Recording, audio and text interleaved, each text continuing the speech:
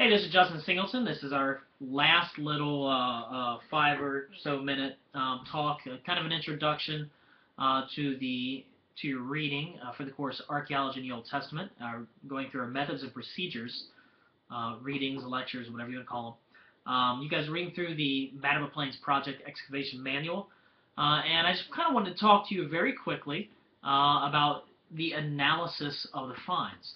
So as you're going to read in the manual about ceramics and objects and that sort of stuff, and I just kind of want to talk to you the importance of that. Now, just in our very last, very quick talk, I talked about the importance of data collection, why it's so important that you've got to get that material, you've got to collect it, you've got to make sure you keep it safe. But the reason why you do that is so that we can analyze it properly. If you were to pick up a sherd, pottery sherd from outside somewhere else on the site, and you happen to bring it in to the square with you, and it gets mixed up into the pottery pail, well, that's going to mess up everything.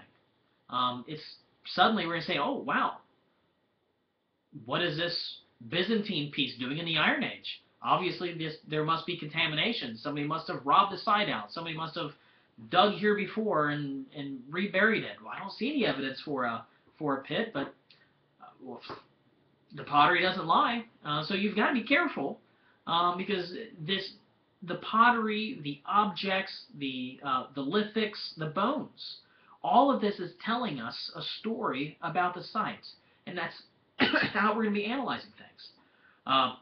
Somebody told me a story one time about digging in Jordan, and they had gotten to a floor, and as they were excavating on the floor, right there in the bulk line, they found a Doritos bag.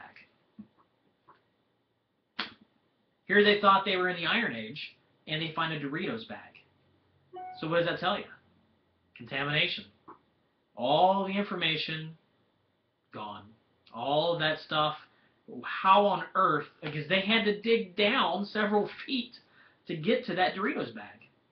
Luckily for them, as they looked in the bulk very carefully, they actually saw a tiny little traces of, oh look, there's a little hole, and then it disappears, and then another one, a little pit from some critter who had dug a little hole for his burrow and pulled that Doritos bag all the way down to where the Doritos bag was.